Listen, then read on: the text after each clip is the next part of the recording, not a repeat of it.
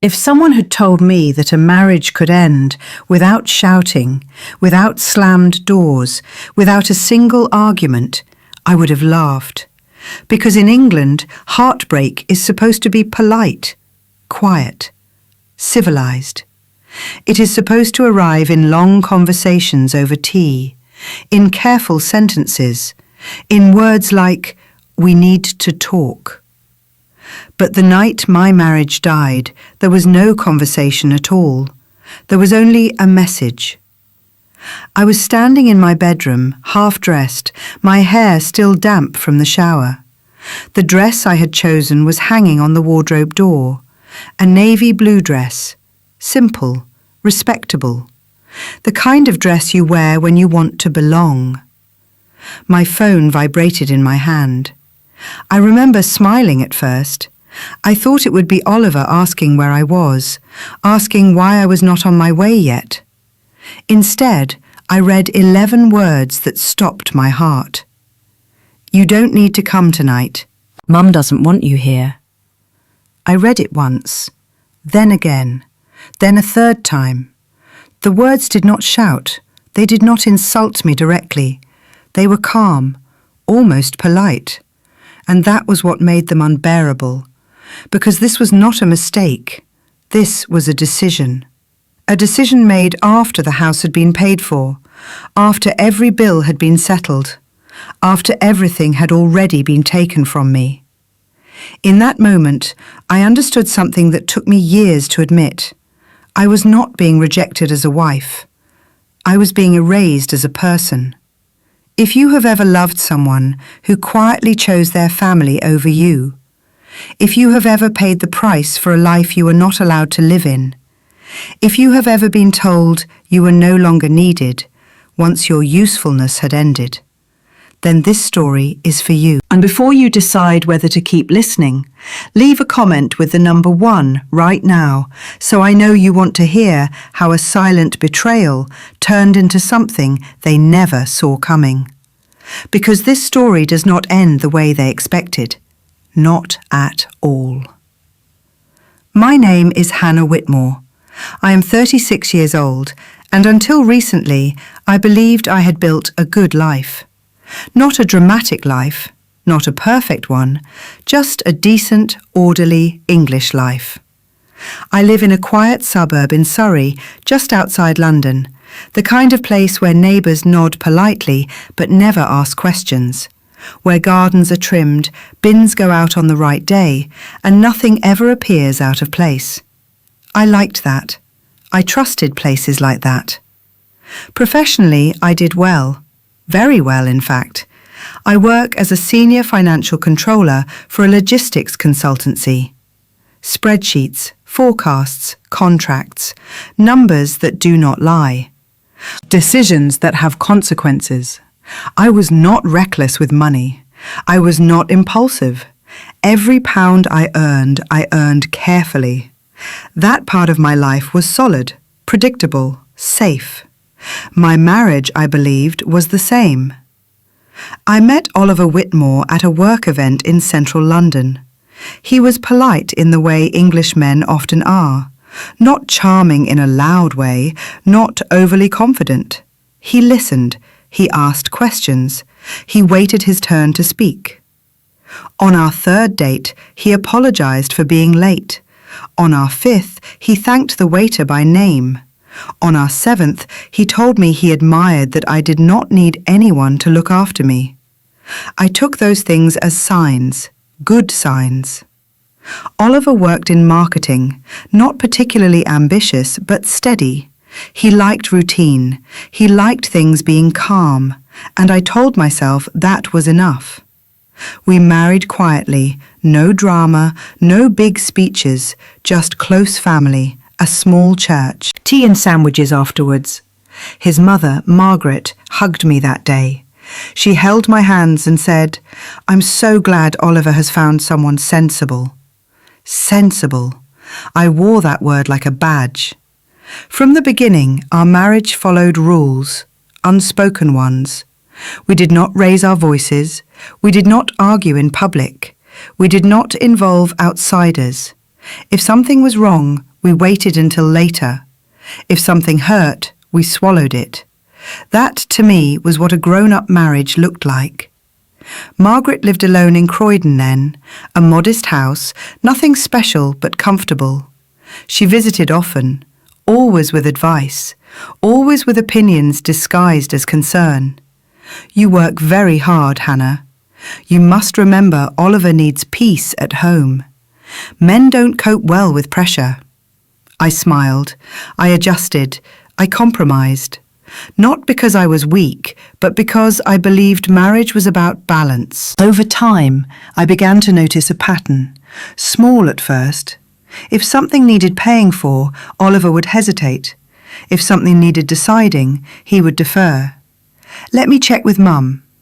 Mum thinks it might be better if we wait. Mum worries this might not be the right choice. Margaret was never loud, never rude. She did not shout orders. She planted suggestions, and Oliver listened. I told myself it was normal. After all, in England, men love their mothers. That is not a crime. What mattered, I believed, was that Oliver loved me too, and in his own quiet way, I thought he did. He thanked me for being organised. He thanked me for keeping things running smoothly. He said he felt lucky not to have to worry about money. At the time, those words sounded like appreciation. Now, I hear them differently. I believed I was building a life with a man. In truth, I was slowly becoming the structure holding everything up, and I did not see the cost. Not yet. Because when you are calm, when you are capable, when you are reliable, people do not see your strength.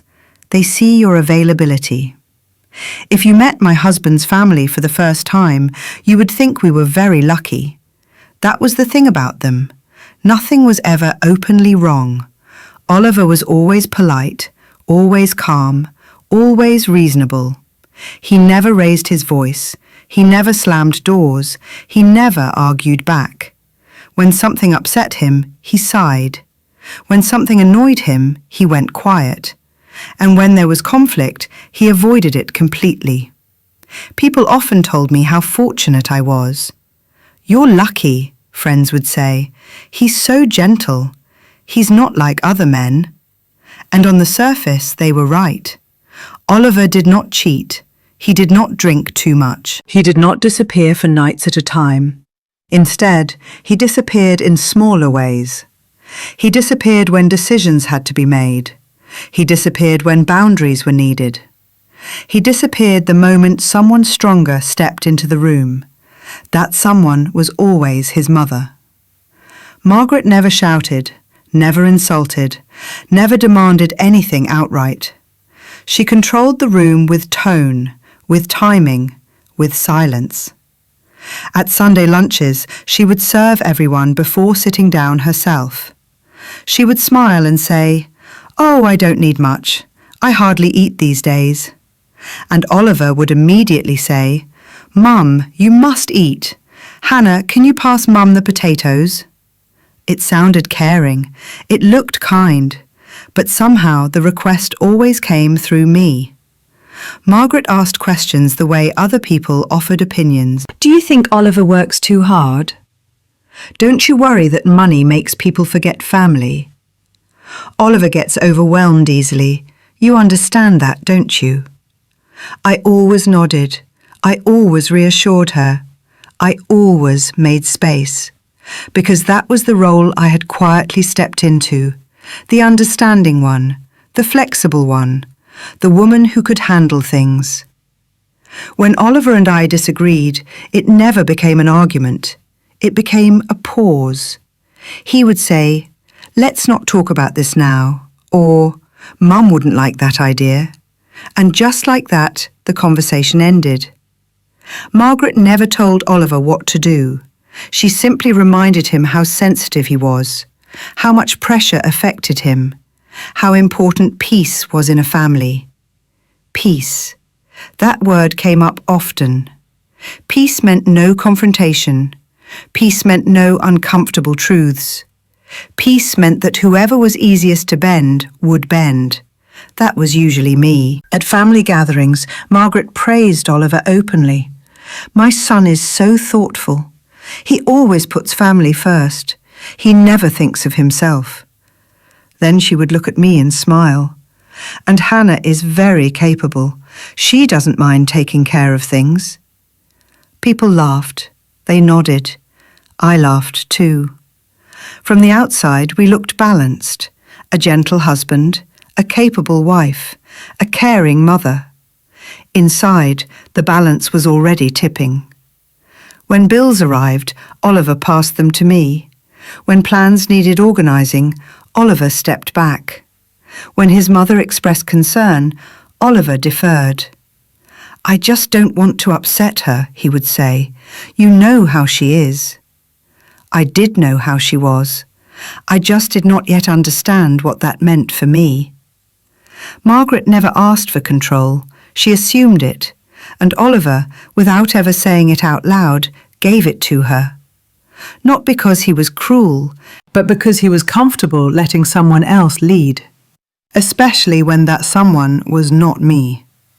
At the time, I told myself this was simply how families worked. Different dynamics, different cultures. I told myself that strength meant being patient, that love meant being accommodating, that adulthood meant choosing harmony over ego. But something about it began to feel unbalanced, not loud enough to name, not sharp enough to confront, just a quiet discomfort, a sense that every time a decision was made, it was never truly ours. And if this is sounding familiar to you, if you have ever felt yourself becoming smaller in a room where everyone else looked calm, leave a comment with the word "here." I want to know how many of us noticed the imbalance long before we understood the trap. It did not happen all at once. That was the most dangerous part of it. The imbalance did not arrive with a demand. It arrived with small requests, reasonable ones, the kind you do not question when you love someone. At first, it was practical things. Oliver's car needed repairs. He looked at the invoice and frowned. "It's a bit more than I expected," he said quietly. I paid it, not because he asked, but because it felt easier. No argument, no tension, just solved. Then there were household expenses, council tax, utilities, insurance renewals. Oliver would say, "Can you handle this one? You're better with numbers." I was better with numbers, that was true. So I handled them, all of them. When his mother needed something, it came wrapped in concern. "Mum's boiler is acting up," Oliver mentioned one evening. "She's worried it might break down in winter." I arranged an inspection, paid for the replacement, booked the installation. Margaret smiled and said, "Oh, Hannah, you're so capable." Capable, not generous, not kind, capable. The word stuck. When Oliver changed jobs and his income dipped temporarily, it was discussed calmly. "Just for a few months," he said, "until things settle." I adjusted our finances, covered the gap, reworked budgets. No one panicked. No one thanked me. It was assumed. At family gatherings, people spoke openly about money, but never about contribution. Margaret would say, "Young couples these days are under so much pressure. You have to support each other." She looked at Oliver when she said that, but the weight of the sentence always landed on me. If I hesitated, even slightly, the atmosphere changed. Not dramatically, just enough. A pause, a look, a quiet disappointment that suggested I was being unreasonable. And so I stopped hesitating. I told myself this was what partnership looked like. One person strong now, the other later. Except later never came. There were no thank yous, no acknowledgements, no recognition that I was carrying more than my share. Money moved quietly from my account into shared spaces, into problems that were never truly mine. And because I did it calmly, because I did it without complaint, it became invisible. Margaret began to speak as though my support was a given. Of course Hannah will sort it out. She's very good at these things. She said it with pride, as if she were praising me. Oliver repeated it. You're amazing with this stuff, he would say.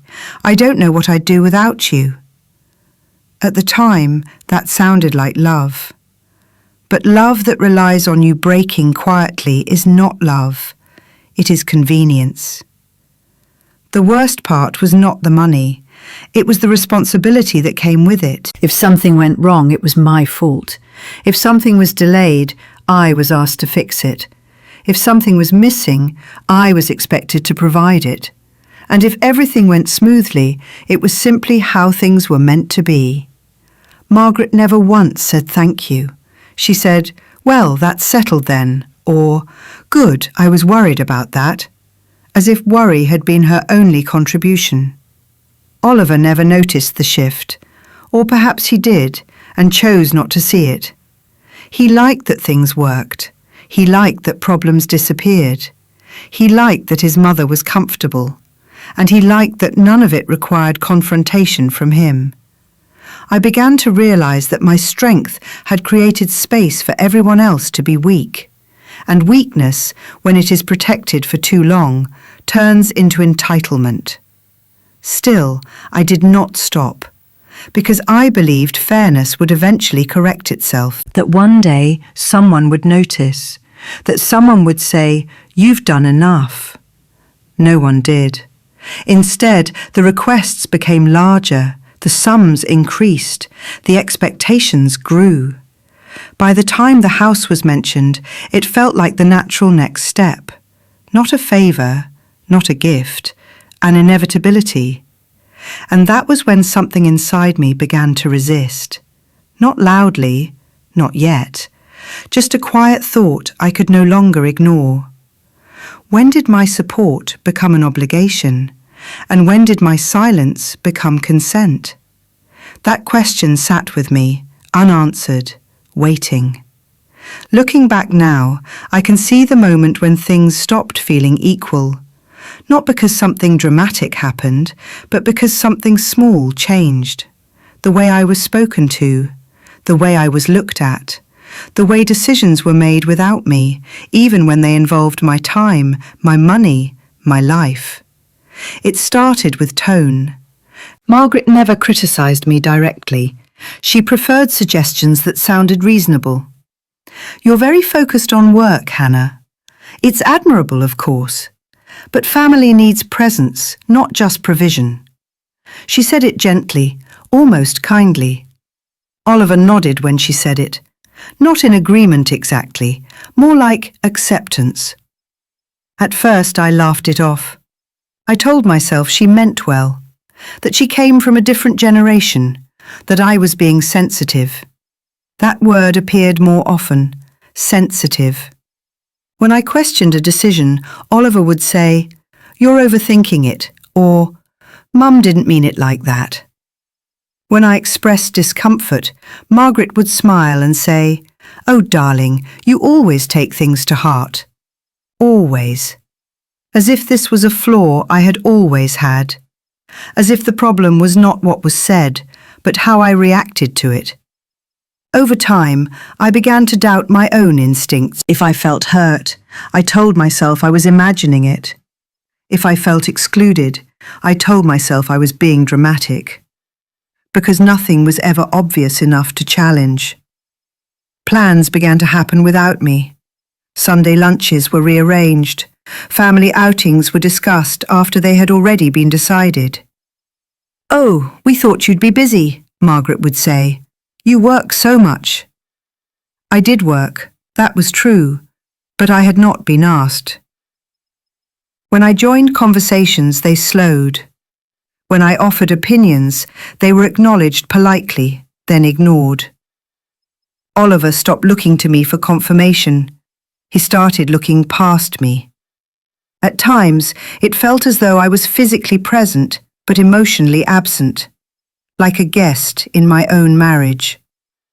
At gatherings, Margaret would sit between Oliver and me. It was never deliberate. At least, it never looked that way. She would lean towards him, lower her voice, share concerns. Oliver worries too much. Oliver needs calm. Oliver feels torn. I was always spoken about, rarely spoken to. When I tried to reinsert myself, Oliver would say, "Let's not get into this now." Now was never the right time. At home, the shift continued. Conversations ended sooner. Decisions were framed as already agreed. Mum thinks this is best. I've already told her we'll do it this way. We. The word felt strange. When I pointed that out, Oliver sighed. Not angrily, tiredly. I just don't want any tension. Can we keep things simple? Simple meant quiet. Quiet meant compliant. Margaret began to refer to family as if I were adjacent to it. Our family does things this way. In our family, we don't make a fuss. She said it with a smile, but the message was clear. I was not quite inside the circle.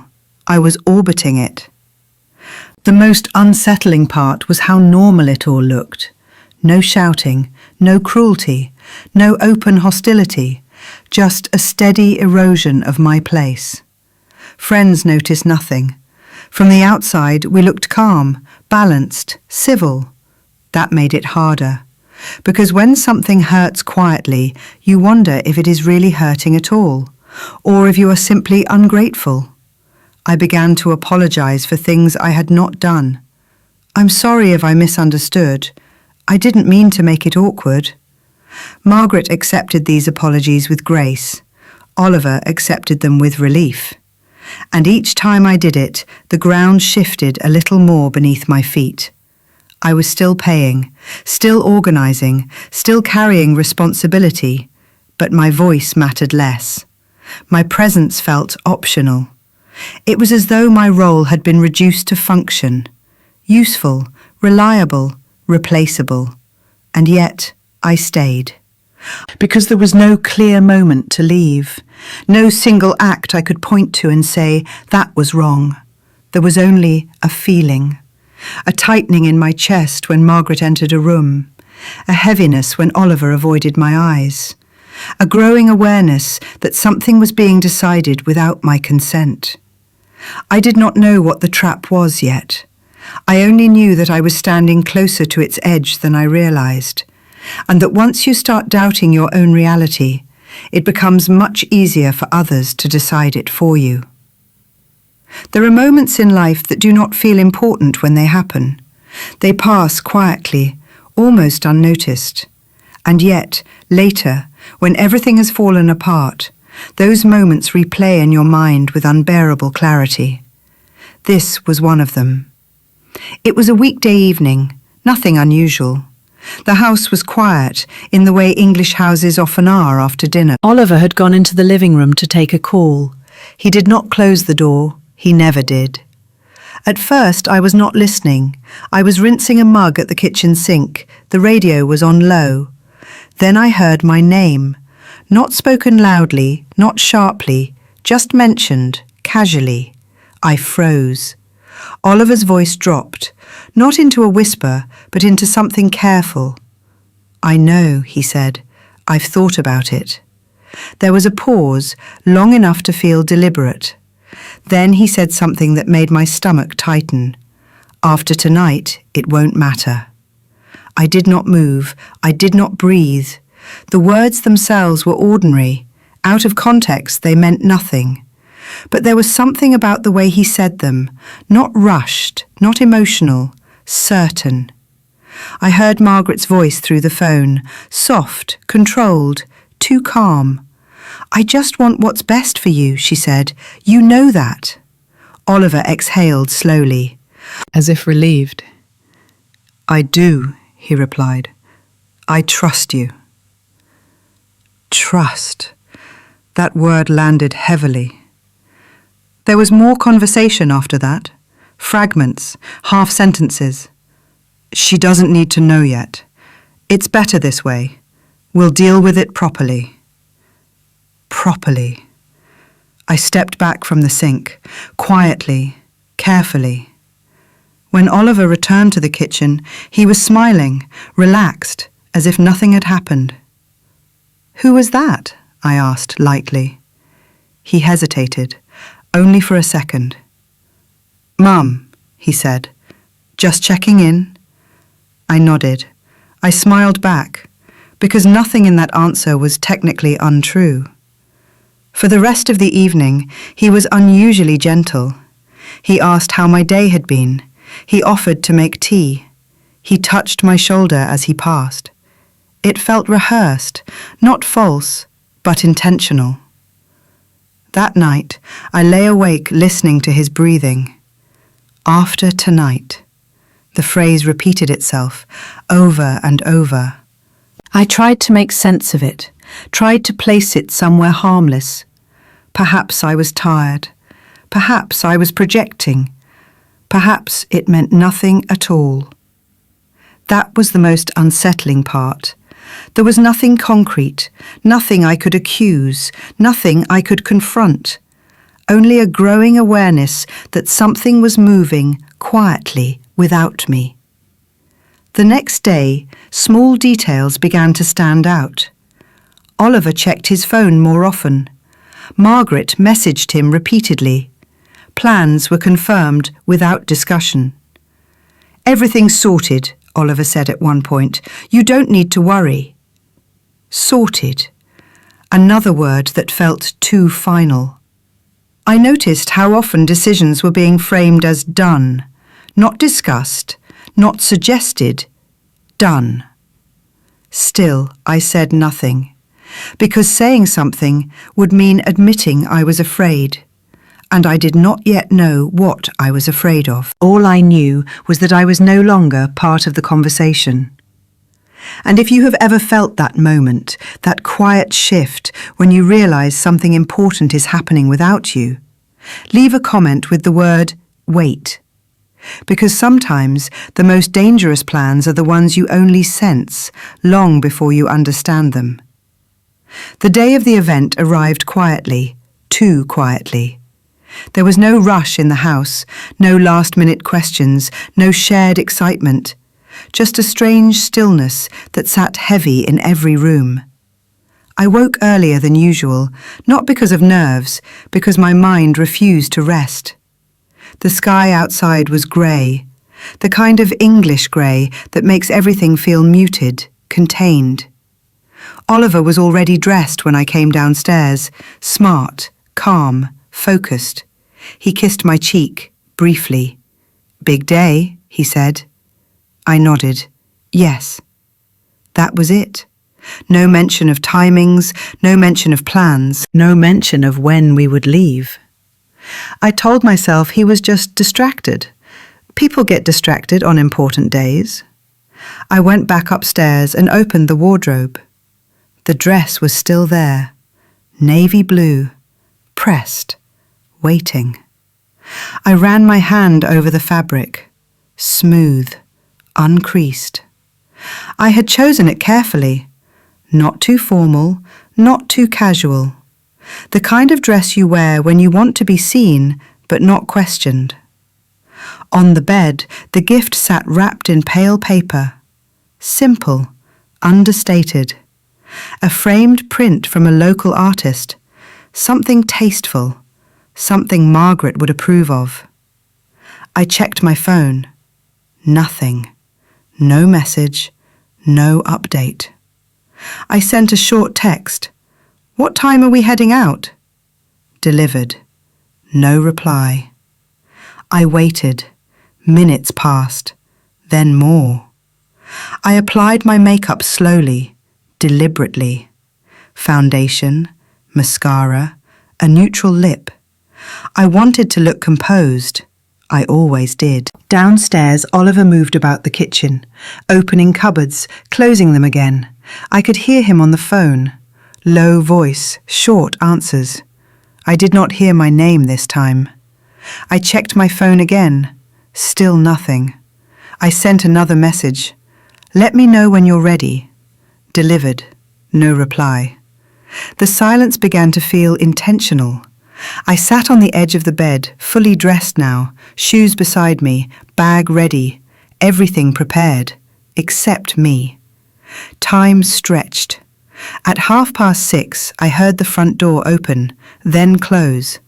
I stood up quickly, went to the window. Oliver was already halfway down the drive. "Oliver," I called. He turned, smiled, lifted his hand. "I'll see you there," he said. "I just need to drop something off first." "Where?" I asked. "Won't be long," he replied. Then he was gone. I stood there, still, listening to the sound of his car disappear. Something tightened in my chest. I checked my phone again. Nothing. The house felt different without him. Too quiet. Too empty. I walked from room to room, straightening cushions that did not need straightening, checking mirrors, checking the time. 6:45. I sent another message, longer this time. "Are we meeting there or going together?" Delivered. No reply. I did not call. I did not want to seem anxious. Instead, I waited. I sat. I stood. I sat again. At 6:55, my phone buzzed. My heart jumped. It was a notification, not a message. A photo appeared on the screen, shared in the family group chat. Margaret standing in front of the house, smiling. Guests behind her, glasses raised. The caption read, "Such a special evening." I stared at the image, zoomed in. Oliver was there, standing beside her, relaxed, comfortable, as if I did not exist. I scrolled. There were more photos, more smiles, more people arriving. I was not mentioned, not tagged, not asked. My phone buzzed again. Another photo, another caption. I put the phone down. The dress still fit. The gift was still wrapped. Everything was ready, except the invitation. I stood in the middle of the bedroom, fully dressed, bag in hand, and waited for a message, for an explanation, for something. Nothing came. The silence was no longer confusing. It was loud. And in that moment, as the clock ticked past 7, I realized something was about to happen. Something that had been decided without me. Something I was not meant to interrupt. I did not know what the trigger would be. I only knew it was close. The message arrived at 7:12. I remember the time because my phone was still in my hand. I had not put it down since the photos appeared. For a moment, I did not open it. I just stared at the screen. Oliver's name. No emoji, no explanation, just a line of text. "You don't need to come tonight. Mum doesn't want you here." That was all. No greeting, no apology, no hesitation. I read it once, then again. The words did not register at first. They sat there, flat, almost polite. My body reacted before my mind did. My chest tightened. My hands went cold. My ears rang. I stood very still, as if movement might make it real. I typed back, "What do you mean?" The message showed as read. There was no reply. I waited. Seconds passed, then minutes. Nothing. The shock gave way to pain. Not loud pain, not dramatic pain, the quiet kind. The kind that spreads slowly, finding every place you are soft. I replayed the evening in my head, the kiss on my cheek, the calm voice, the promise to see me there. It all rearranged itself, like pieces finally clicking into place. I typed again. "Oliver, please explain." Read. No reply. Something inside me cracked. Not loudly, not all at once. It was the soundless break of something that had been under pressure for too long. I sat down on the bed, still dressed, shoes on, bag beside me. The gift lay untouched. Mum doesn't want you here. Not, we decided. Not, it might be awkward. Not, let's talk later. Mum doesn't want you here. As if I were a child. As if I were an inconvenience. As if my presence were optional. As if everything I had given meant nothing. The pain sharpened. I thought of every bill I had paid, every decision I had softened, every moment I had stayed quiet to keep peace. And this was the conclusion. Exclusion. I tried to cry. My eyes burned, but nothing came. The pain moved somewhere else, deeper, colder. I sent one last message. So I'm not invited to the house I paid for. This time the reply came quickly. It's just better this way. Better. That single word drained the room of air. I stared at it. My heart slowed. My breathing evened out. Something changed. The pain dulled, replaced by a numb clarity. This was not confusion. This was not misunderstanding. This was a choice. A line had been drawn, and I was on the outside of it. I did not reply. I did not call. I stood up, slowly. I walked to the mirror, looked at my face. Composed, controlled, unrecognizable. I understood then that this was not about a party. It was about permission. Permission to belong, permission to stay, permission to matter. And it had been revoked. If you have ever felt that moment, when you realize you are no longer part of the life you built, pause for a second and leave a comment with the number 1. Because from this moment on, nothing in this story moves backwards, only forward, and not gently. I did not cry. That surprised me. I thought there would be tears, shaking hands, a collapse onto the bed. None of that happened. Instead, something inside me went very still. The room felt quieter than before, as if all the noise had finally been turned off. I sat there for a long moment, not moving, not thinking, just breathing. And then the thoughts arrived. Not all at once, not in a rush, measured, ordered. I realized that the pain I felt was not confusion, it was clarity. This was not a misunderstanding, it was not bad timing, it was not a family being awkward, it was a calculation. I replayed everything, slowly, carefully, the small requests, the assumptions, the way my support had been treated as a given, the way my money had moved from choice to expectation, from generosity to obligation. I had not been included because I had already been used. That was the truth I could no longer avoid. I stood up and walked to the window. The street outside looked exactly the same. Cars passing, lights on in neighbouring houses, life continuing as normal. That steadiness grounded me. I was not powerless. I had never been powerless. I had simply believed that love required surrender. It does not.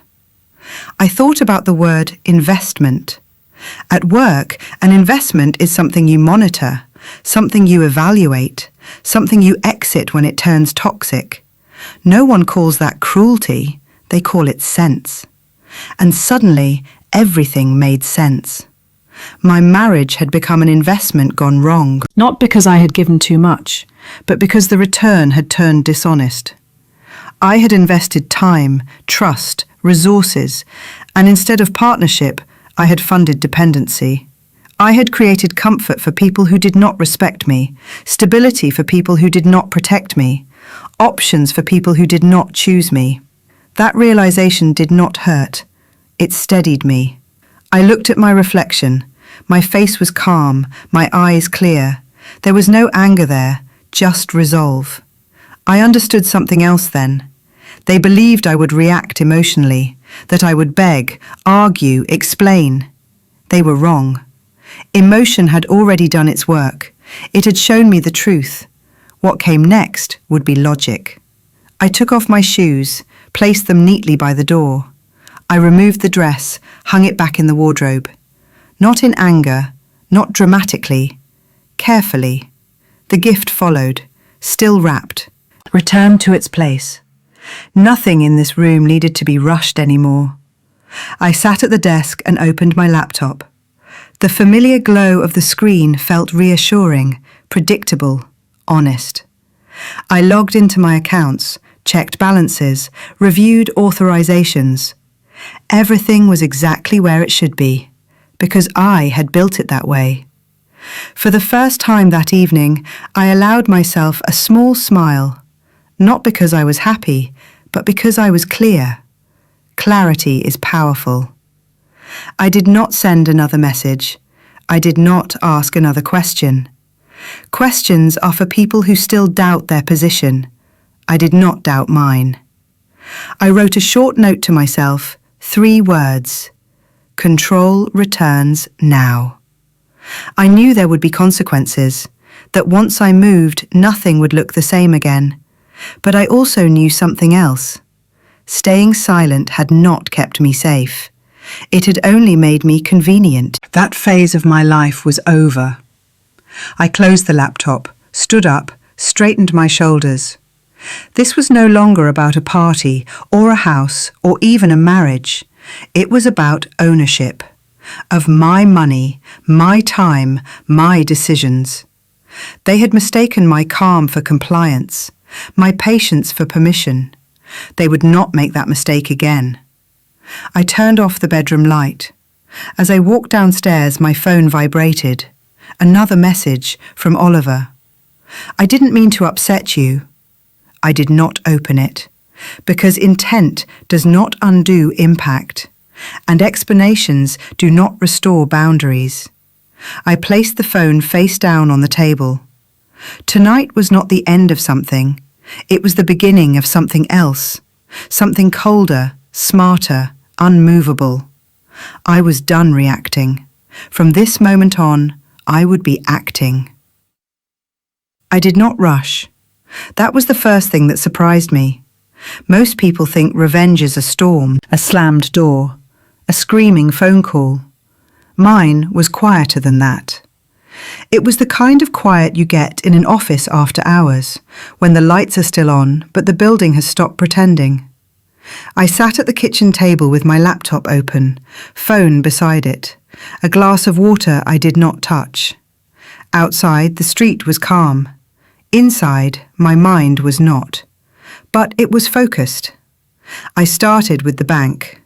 Not because I wanted drama, because money is always the first language people like Oliver understand. I rang the private banking line and waited. The recorded voice was polite, too cheerful for my mood. Then a human voice came through. "Good evening, you're speaking with Amelia. How can I help?" My voice sounded steadier than I felt. "Hi, this is Hannah Whitmore. I need to place an immediate hold on a series of payments and revoke authorizations on linked cards." There was a pause. Not suspicion, professional attention. "Of course, Ms. Whitmore. I'll just run a few security checks." I answered each question calmly. Date of birth, address, recent transactions. While she typed, I could hear faint noise in the background. A call centre, other lives, other problems. When the checks were complete, Amelia returned. "Thank you. Can you tell me which payments you would like to hold?" I opened the folder I had prepared months ago, not for revenge, for order. The property deposit, the final completion balance, the standing payments to the developer's account. My finger hovered over the list. Then I spoke. All payments connected to the Weybridge property, effective immediately. Another pause, then, understood. May I ask the reason? This was the moment most people would start explaining, justifying, apologising. I did neither. There is a dispute regarding consent and purpose. I am withdrawing authorisation pending legal review. Amelia did not flinch. She did not ask for gossip. She did not care about my marriage. She cared about process. All right, I can place a temporary hold. I'll also flag this for our fraud and disputes team. Would you like us to freeze any linked cards? I looked at the list again. Oliver's supplementary card. Margaret's card, issued under my account because it had been easier than hearing complaints. Yes, I said. All supplementary cards. Close them. Permanently. The word permanently felt cold. It was meant to. Amelia confirmed details. Then, done. You should receive confirmation by text and email within a few minutes. I exhaled slowly. Not relief. Control. One more thing, I said. I also want to revoke third-party account access and direct debits that are not in my name. Oliver had access, not officially as an owner, but enough to move comfortably, enough to spend without thinking. Of course, Amelia replied. I can remove any third-party permissions immediately. Do it, I said. When I ended the call, my hands were still, not shaking, not pleading. Still. I checked my phone. Group chat, more photos. Margaret had posted another image. A table laid out beautifully. Candles, wine. Faces turned towards the camera. The caption read, "So proud of our new home. Thank you to everyone who came." Our. I stared at the word, then closed the chat. I moved to the next call, my solicitor. I did not have one because I expected divorce. I had one because I was careful. A woman named Claire who handled contracts and property disputes. A serious voice. No theatrics. She answered on the second ring. Hannah, is everything all right? I did not tell her about the message, not yet. I gave her facts, clear, neutral. There is a property purchase in progress. I am the primary payer. There may be an attempt to represent the asset as marital or family property without my consent. I need an immediate letter drafted to the developer and to any relevant parties stating the transaction is disputed and any further completion is unauthorised. Claire was silent for a moment. Then, "Do you suspect fraud?" "I suspect misrepresentation," I said. That was the truth, and it was enough. "I'll draft it tonight," she replied. "Send me the purchase documents. Also, Hannah, do not sign anything. Do not confirm anything verbally. If anyone pressures you, you direct them to me." "I will," I said. After I hung up, I forwarded the documents, every receipt, every transfer, every email thread. Evidence is not emotional. It is clean. Then I made one more call. The property developer's sales office. It was late, but there was an after-hours line for emergencies, a voicemail option, a duty manager. I pressed through the prompts. When someone answered, I said, "My name is Hannah Whitmore. I am the primary purchaser on the Weybridge property. I need to notify you that the transaction is now disputed. No keys are to be released. No completion is to proceed. If anyone attempts to present themselves as authorised, they are not." The man sounded startled. "Ms. Whitmore, I'm not sure I understand. There is an event on the premises tonight." "I understand that," I said, voice level. "It should not be happening. That is why I am calling." He asked for details. I gave them. He asked for confirmation. I repeated the same words. Disputed, unauthorized, no release. He promised to escalate to the senior manager. He promised a callback. I did not need promises. I needed the record. When I ended the call, I sat very still again. Outside, my neighbour's lights went on and off. A dog barked somewhere. A car door shut. Ordinary life. And somewhere across Surrey, Margaret was smiling for cameras. Oliver was lifting a glass, laughing politely, playing the grateful sun. In that moment, I pictured them in the kitchen of that house, the one I paid for, the one I had not been allowed to enter. I imagined Oliver's phone vibrating in his pocket, a bank notification, a decline message, a sudden confusion he would try to hide. But not yet. Not yet. Because my favourite part of quiet revenge is this, the waiting, the moment before they know they have stepped off the edge. I checked my inbox. A confirmation email from the bank arrived. Supplementary cards closed, authorizations removed, payments held. It was not revenge, not in the childish sense. It was protection, a system correcting itself. I knew they would call me. I knew they would panic. I also knew I would not answer. Not because I wanted to punish them with silence, but because the silence had already been used against me. Tonight, the silence belonged to me. I picked up my phone and switched it to Do Not Disturb. Then I looked at the time. 8:40. The party would be in full swing now. The speeches, the compliments, the clinking glasses. They were celebrating a future they did not own, and I was sitting in my kitchen, calm as a surgeon, making sure they never would. The collapse did not begin with shouting. It began with confusion. Margaret was mid-sentence when it happened, glass raised, smile practiced. She was thanking people for coming, for supporting, for celebrating. Then the music cut.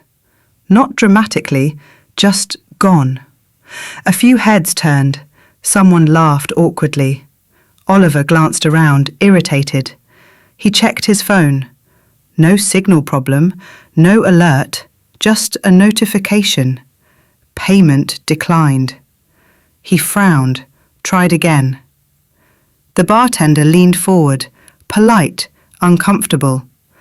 "I'm sorry, sir, the card isn't going through."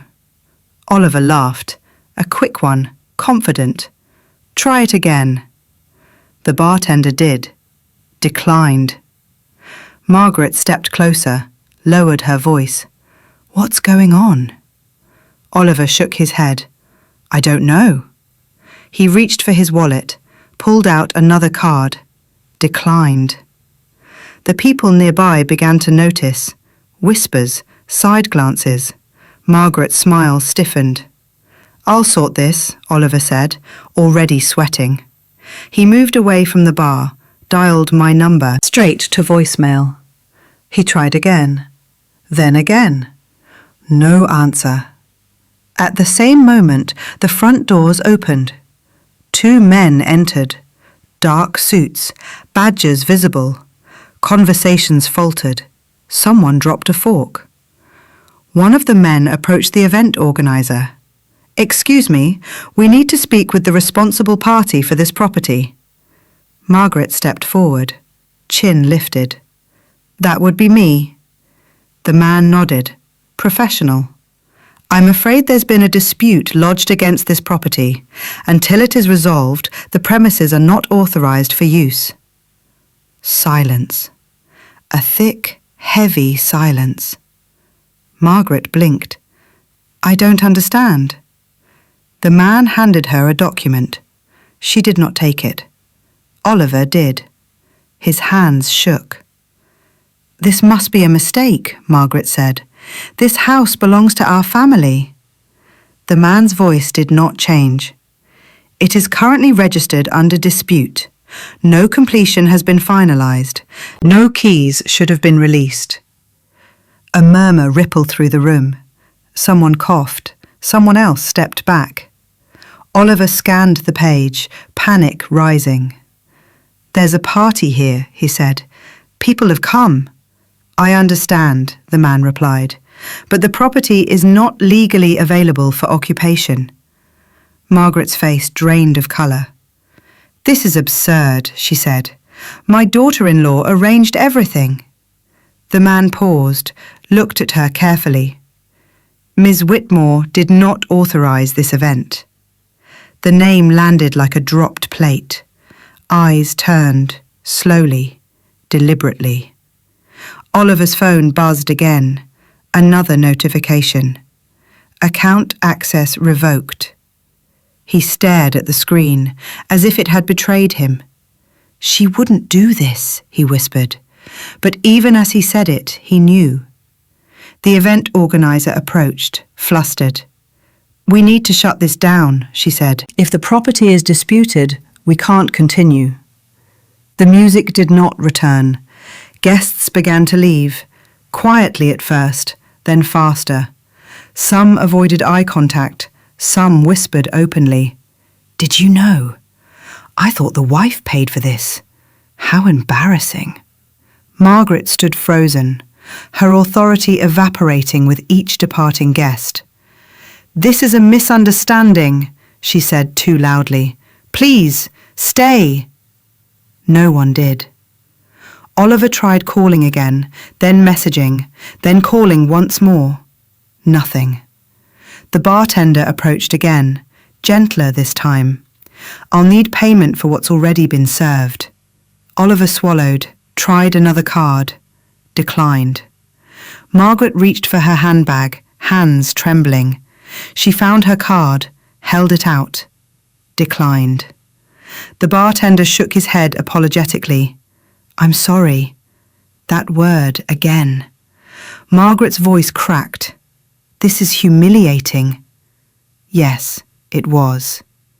Outside, neighbours watched. Curtains shifted, phones lifted. The men in suits waited patiently, not rushed, certain. One of them checked his watch. "We'll need everyone to vacate now." The word vacate echoed. Oliver felt the walls closing in. This was not a private argument. This was public. A reputation being dismantled in real time. Margaret turned on him.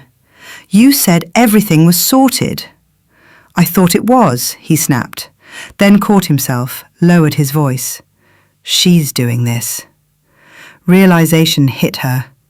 "She planned this," Margaret said slowly. Oliver said nothing, because denial no longer fit. As the last guests left, the house looked different, empty, exposed. No laughter, no clinking glasses, just the sound of doors closing. The men sealed the front entrance, temporary notice placed, official, unforgiving. Margaret stared at it, as if it might disappear. "This cannot stand," she said. "We will fix this." Oliver checked his phone again. No access, no funds, no leverage. For the first time he felt it, what it meant to be excluded, what it meant to be powerless. He stepped outside, called my number again. This time I answered. "Where are you?" he demanded, voice cracking. "At home," I replied. "What did you do?" I paused, not to be dramatic, to be precise. I corrected a mistake. Margaret lunged for the phone. "How dare you?" she hissed. I did not raise my voice. "You told me I wasn't welcome, so I removed myself." "You've humiliated us," she said. "No," I replied. "You humiliated yourselves." Silence. Oliver swallowed. "We can talk about this." "We already did," I said, "tonight." He looked around, at the sealed house, the empty drive, the watching neighbours. "This isn't fair," he whispered. "Neither was excluding me from my own life," I said. I ended the call. And if you felt that moment, that exact second when accountability finally arrived, leave a comment with the word justice, because this was not the end, but it was the reckoning, and it had only just begun. The aftermath arrived faster than I expected, not as noise, as pressure. By morning, the story had moved beyond the house, beyond the party, beyond embarrassment. It had entered the bloodstream of the family. My phone did not stop vibrating. Calls, messages, voicemails. I did not answer any of them. Oliver called first, over and over, his name filling the screen like a warning. When I finally picked up, I did not say hello. "Hannah," he said, breathless, "we need to fix this." "There is nothing to fix," I replied. "You can't do this," he said. "My mum is distraught." "Your mum excluded me," I said. Consequences followed. He swallowed. "They're saying things." "Who is they?" I asked. "Everyone," he said. "The family, friends, people are asking questions." "Good," I said. He paused. "You don't understand what this is doing to us." "I understand perfectly," I replied. "It is doing what silence did to me, publicly." He tried a different tone, softer, appealing. "We can talk privately."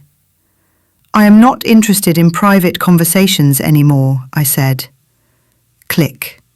I blocked the number. 10 minutes later, the messages started. From cousins I barely knew, from an aunt who had never spoken to me directly, from family friends who suddenly remembered my name. "Is everything okay?" "There must be a misunderstanding. We are worried."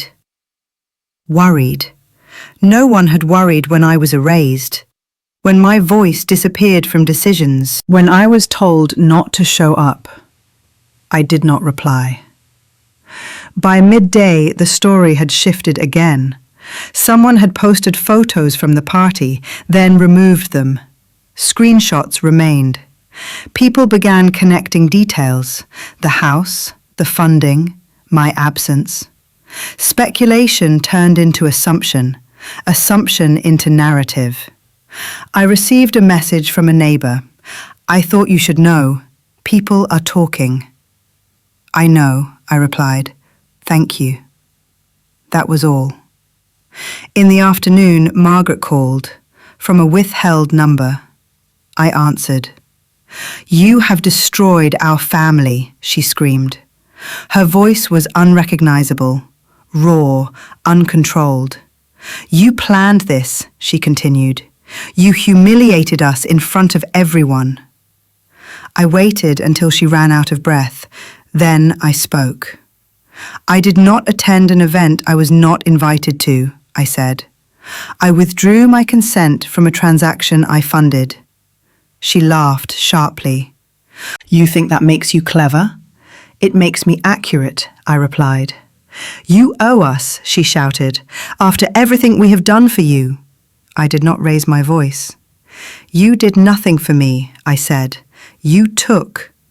Silence. Then she tried another angle, cold, sharp. "Oliver will leave you," she said. "You will be alone." I smiled. She could hear it. "I have been alone for a long time," I said. "I just stopped pretending otherwise." She inhaled to shout again. I ended the call. Later that evening, Oliver sent one last message from a new number. "This is going to court." "Good," I replied. That was the only word I sent him, because it was the truth. The next days unfolded predictably. Meetings were cancelled, invitations withdrawn. People stopped calling Margaret. Sympathy dried up quickly when facts arrived.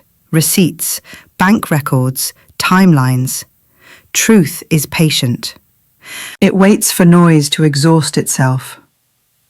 I received confirmation from my solicitor. Proceedings had begun, assets protected, claims challenged. Oliver tried again, through his sister. "Can you please just listen to him?" I responded with one sentence. "Direct all communication to my solicitor. Nothing else." That sentence became my shield. At work, I continued as normal. Meetings, decisions, deadlines. No one there knew, or if they did not ask. That was how I wanted it. Power does not announce itself, it operates. One evening, I ran into a family acquaintance at the supermarket, someone who had been at the party. She hesitated, then approached. "I'm sorry," she said quietly. "I didn't know." "I know," I replied. She nodded, ashamed.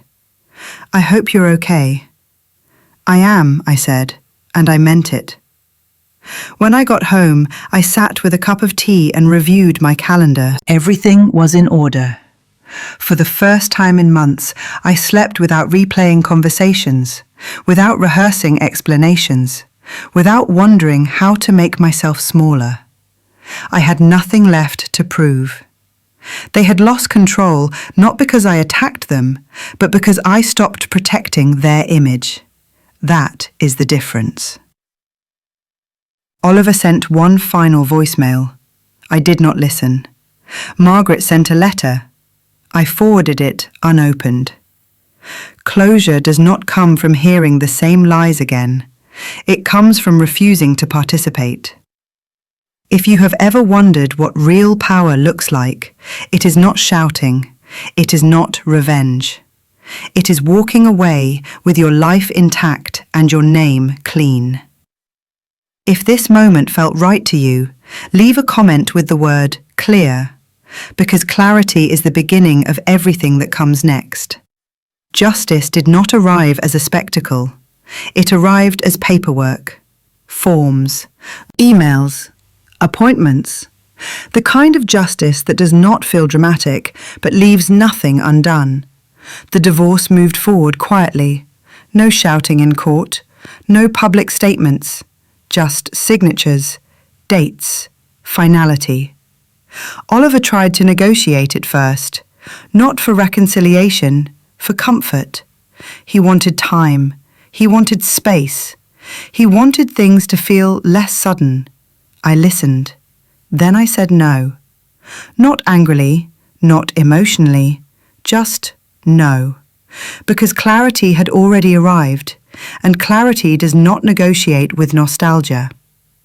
The house was resolved, the accounts untangled, assets returned to where they belonged.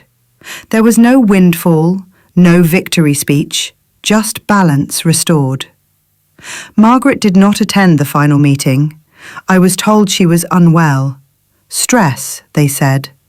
It turns out that when control disappears, the body notices. The family adjusted, or tried to. Some relationships faded. Others became polite and distant. No one apologized properly. They rarely do. Instead, there were explanations, justifications, versions of the story that made everyone else more comfortable. I did not correct them. I did not need to. Truth does not require rehearsal.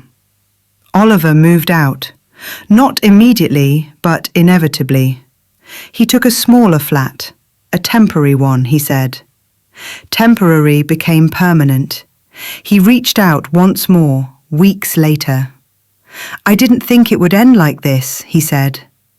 It didn't end suddenly, I replied. It ended honestly. He was quiet after that. Work was harder for him, I heard through others. Without my support, decisions felt heavier, consequences sharper. Nothing catastrophic happened, no scandals, no dramatic downfall, just a steady descent from ease to effort. Margaret withdrew. From events, from conversations. People stopped asking her advice, stopped deferring.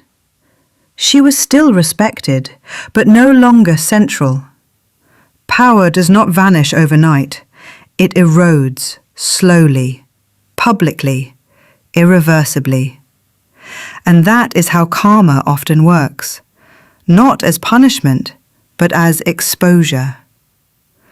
Life on my side did not transform into something extraordinary. It became simpler. I woke without tension. I made decisions without checking anyone else's reaction. I ate dinner without bracing myself for criticism. I slept without replaying conversations. I learned the difference between peace and quiet. Peace does not require permission. There were lonely evenings. Of course there were. Freedom is not the absence of pain. It is the absence of pretense. I redecorated the living room, not to erase memories, to make space. I took a weekend trip alone, walked, read, sat with my thoughts. Nothing healed instantly. Nothing was magically fixed, but everything was real. Friends noticed the change before I did. "You seem lighter," one said. "Calmer," another observed. I did not explain. I did not need to. Contrast does not need commentary. Oliver called once more, months later. "I hope you're happy," he said. "I am at peace," I replied. "There is a difference." He did not argue. The paperwork concluded, the chapter closed, not with bitterness, with accuracy. I did not win, I reclaimed. That distinction matters. Karma did not destroy anyone, it simply removed the cushions. Life without shortcuts is not cruel, it is instructive. And life with boundaries is not lonely, it is honest. If you are waiting for a miracle ending, this is not one. There is no reunion, no grand apology, no cinematic redemption. There is only this: two lives, moving in different directions, with different weights. One lighter, one heavier, and that is enough.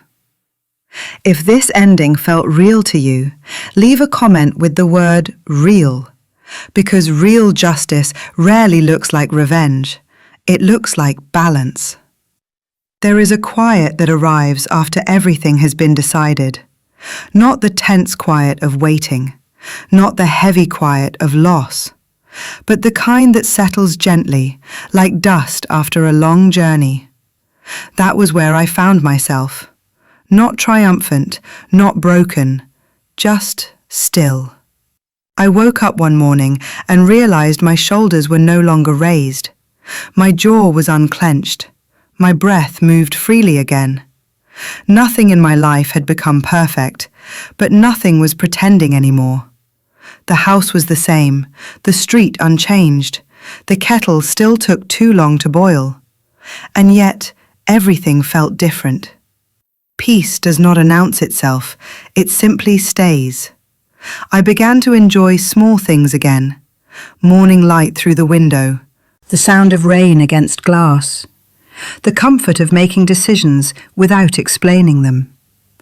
I stopped bracing myself for reactions that no longer mattered.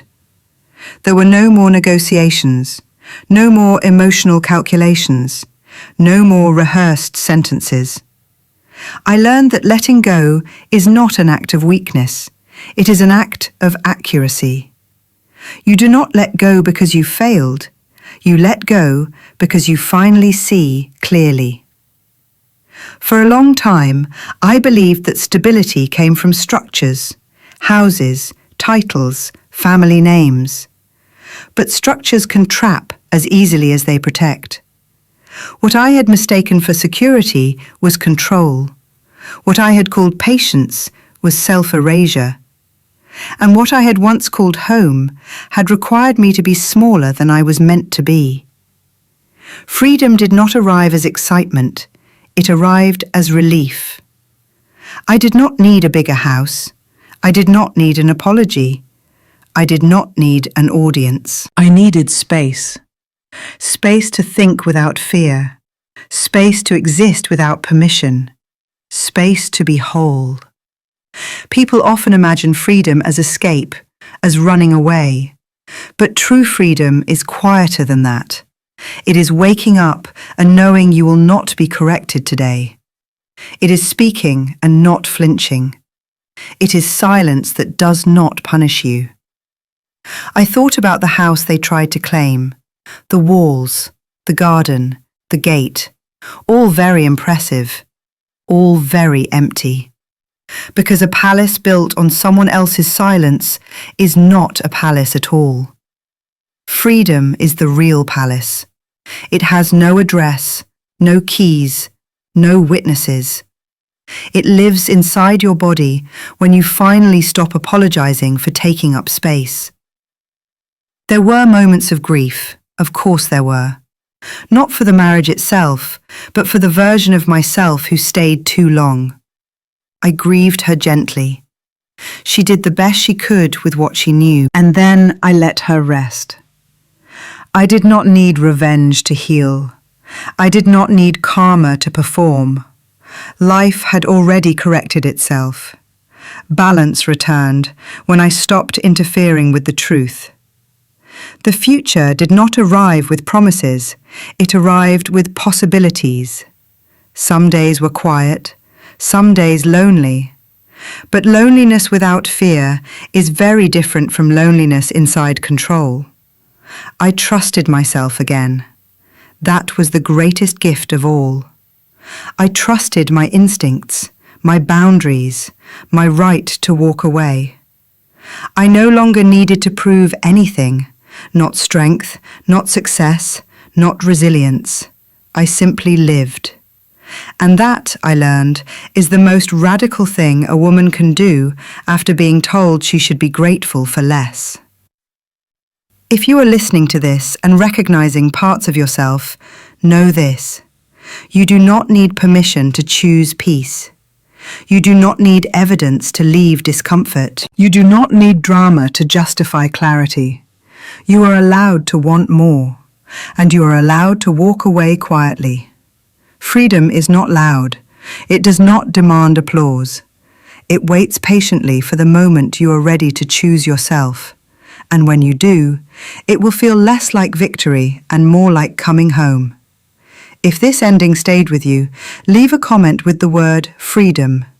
Not for me, for yourself. Because freedom, once chosen, changes everything.